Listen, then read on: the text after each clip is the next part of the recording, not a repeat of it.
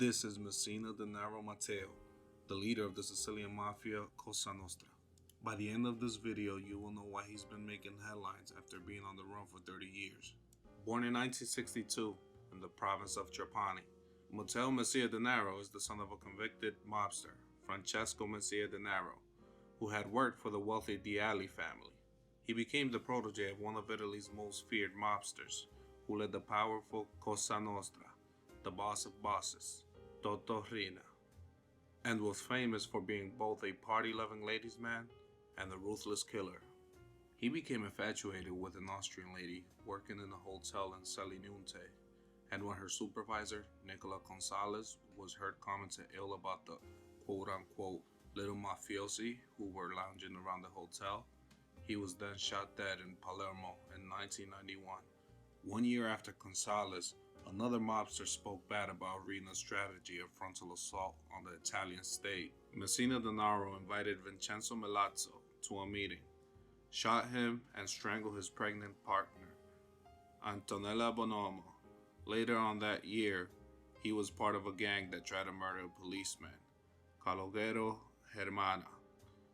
He was instrumental in the 1993 kidnapping and killing of Giuseppe Di Matteo, the 11-year-old son of a mafioso turned state witness. The boy was held captive for 779 days before being strangled and dissolved in acid. These are the type of crimes Messina Denaro is notorious for, and he takes pride in them by even boasting one time that he had killed enough people to fill a cemetery. During Messina's 3 decades in hiding, he took the mafia in a new direction. He realized drive-by executions and Semtex bombings only brought heat and bad press onto his operation. And he had already seen how the Calabrian Ndrangheta family had enriched itself by quietly infiltrating and investing in legitimate businesses. Messina Denaro inserted his dirty money into clean energy, using an unknown electrician as a front to create a wind power empire worth 1.5 billion euros. He created a 700 million euros chain of 83 shops through another electrician, also as a front.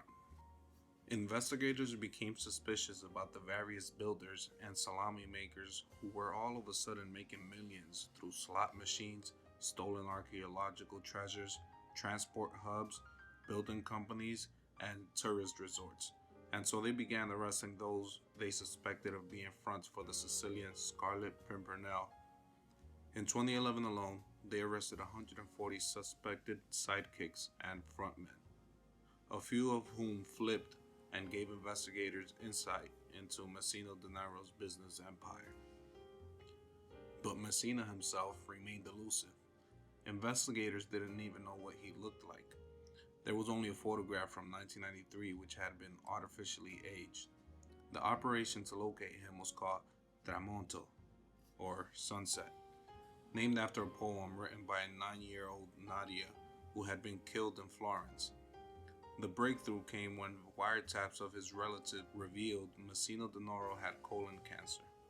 Investigators obtained lists of all patients aged 55 and over undergoing oncological treatment for the disease in the provinces of Agrigento, Palermo, and Trapani. Of the possible matches, one stood out. Andrea Bonafede was the name of a man on the fringes of the Mafia, and it emerged that when he was supposed to be on the operating table in Palermo, his phone actually revealed his presence in Campobello di Mazara, near Trapani. The obvious conclusion was that Bonafede had lent his identity to someone who couldn't reveal their own. On December 29th, Bonafede booked an appointment in the Palermo clinic for January 16. And when the real Bonafede remained home, the authorities decided to act. After 30 years eluding capture, while still running much of the Mafia's affairs, he was arrested at 8:20 a.m. last Monday, January 16, at the Palermo clinic, where the convicted mobster was receiving chemotherapy. He has been suffering from colon cancer and had already undergone 2 operations and chemotherapy. He was said to often bring the employees gift of olive oil and trade mobile numbers as well as text messages with his fellow patients. He was known to dress in fancy loud clothes. That same morning, he was sporting a sheepskin coat, a white hat, Ray-Ban shades, and an expensive Frank Mueller watch.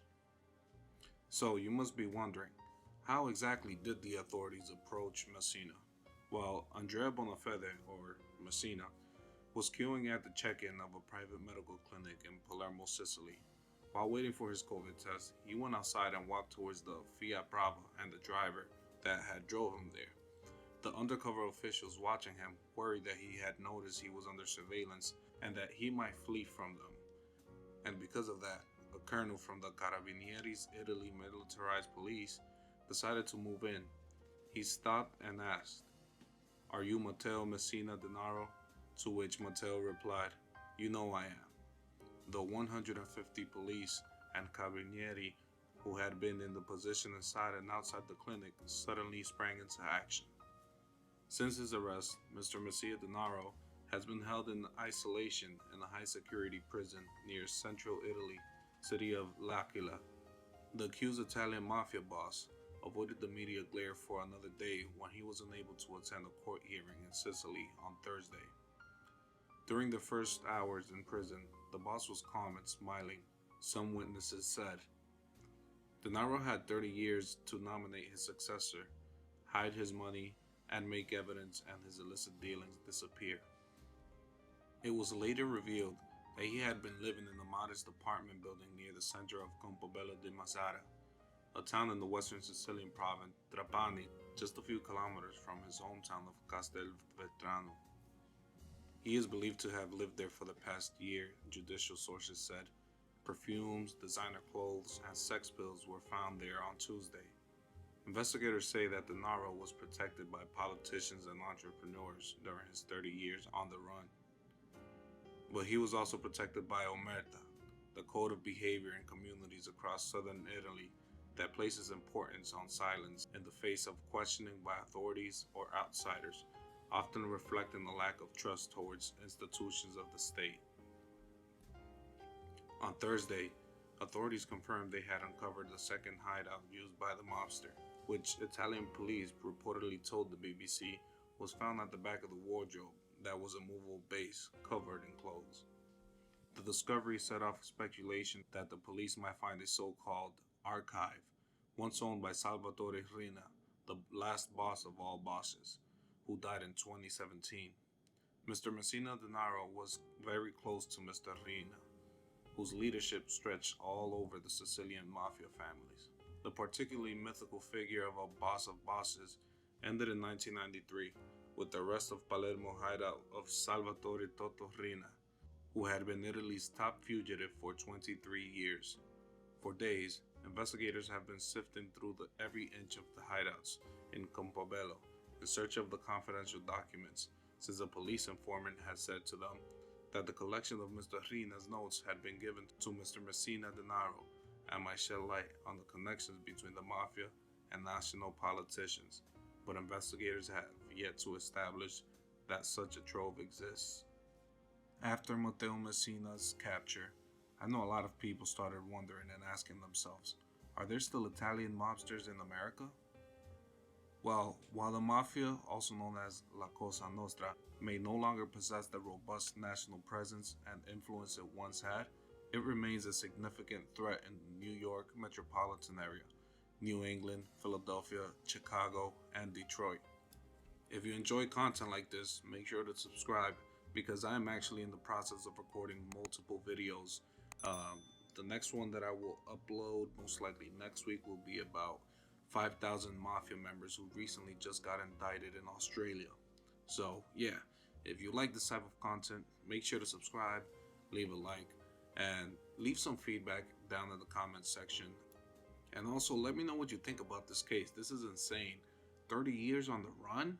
Holy moly. Oh man. Well, alright guys, listen. I appreciate you coming over to the channel and watching this video and getting this far. I hope that you have an amazing day.